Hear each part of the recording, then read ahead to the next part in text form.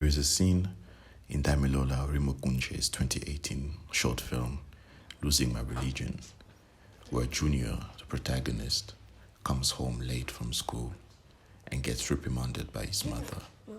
And this happens. Come on, go inside and go and get ready. Did you catch that? No, neither did I. This happens again 5 minutes later in the movie when the boy's school principal asks him, "What is the matter?" Still nothing.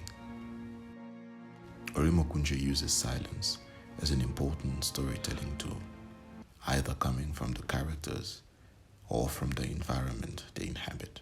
I grew up watching films, I grew up watching Nollywood films, and some are like, we have like eras of on Nollywood where everyone makes like the same kind of films, and then somewhat like, if you're making a film, it should be shot this way, it should look this way, the music should be this way, the acting should be this way, which is quite conventional. So what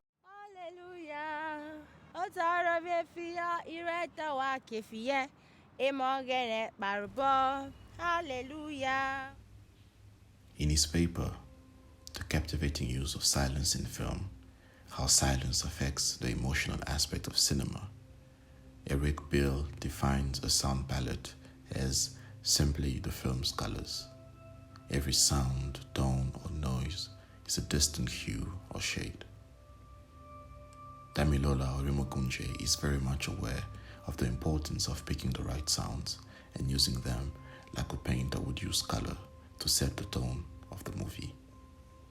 And his preferred sound, his preferred color is minimal. It's silent.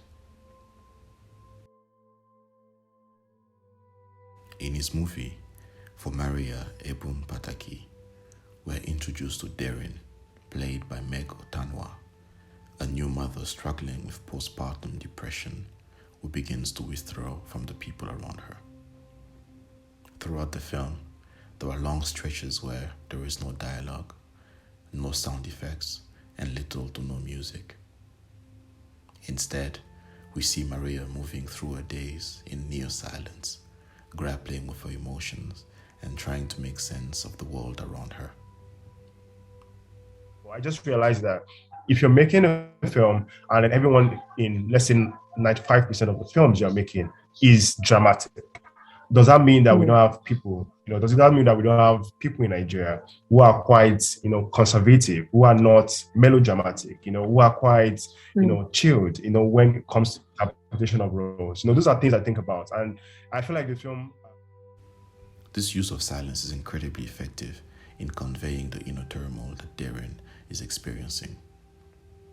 As she goes about her daily routines, we see the pain and confusion on her face, even when she's not speaking.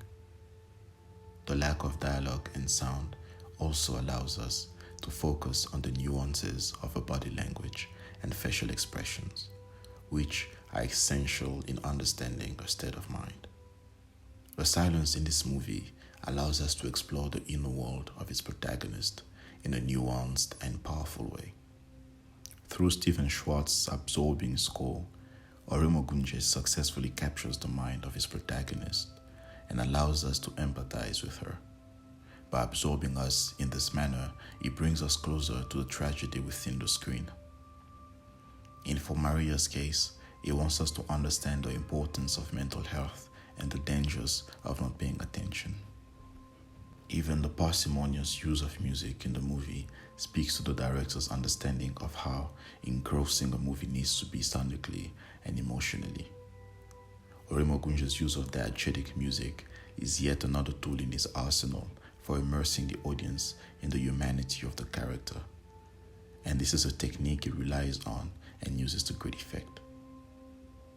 Speaking about the marrying of sound and silence in the movie, Bill states, "Getting sound and silence to work together really flourish a composition. Silence emphasizes the emotion that every single sound creates."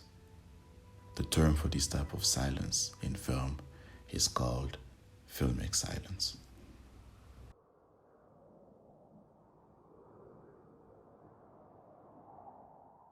According to Dutch scholar Sven Raymakers, filmic silence is defined as the lack of sound in a scene where only a quiet ambient track is present. In both movies mentioned in this video and in his other movies, notably Family and Mo, Damilola Orimogunje heavily relies on this concept to immerse us in the protagonist's experience.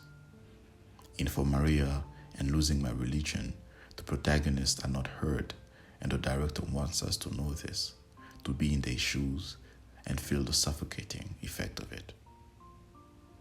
In the movie For Maria, Damilola Orimogunje goes even further in absorbing us in silence by exposing us to its opposite, noise. He manages to do this through the constant crying of the baby. In the book Silence, Lectures in Writing, John Cage poses that silence can be achieved by subjecting the spectator to noises. He adds that different noises can get us in different headspaces, like how the sound of the sea makes us calm, while the sound of a fire alarm has a reverse effect.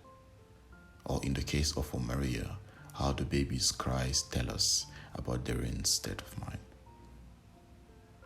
To further express the importance of using silence as a powerful part of the film's semantic content, Raymakers adds, the spectator is guided in the interpretation of semantic content by the relation of the currently presented silence to the corresponding images and the rest of the soundtrack. The relation between silence, sound, image, and the spectator is completed by the inclusion of narrative, which is more than simply the sum of sound and image. It is through the combination of these factors that the semantic possibilities for silence are created. What Raymakers means here is that the viewer can and will connect with the characters even without the use of dialogue, but when silence is elevated and is used perfectly as some sort of black hole that sucks the spectator into the scene, or an experience that feels less and less foreign as the movie progresses. I find this director's understanding of tone and mood fascinating. His ability to engulf us, the audience, in these stories through minimalistic means excites me about the future of African cinema. Yes, the colorful, the flamboyant performances and scores have their places and continue to play a significant role in telling our stories. But what we're witnessing is that there is also a place for quieter stories. Orimogunje's filmography is a good example of Africa being told differently. Speaking to Hilary Essien for the Republic, Damilola Orimogunje hints at his second full feature film titled Dear Ajayi, where he will certainly continue to make use of sound, or the lack thereof, to paint the Damilola Orimogunje way. And I personally cannot wait to see more. Hey everyone, thank you so much for making it to the end of the video. I really appreciate your support. Feel free to like and subscribe to the channel if you like this type of content, and let me know in the comment section below which African filmmaker or movie I should talk about next. Until next time, take care.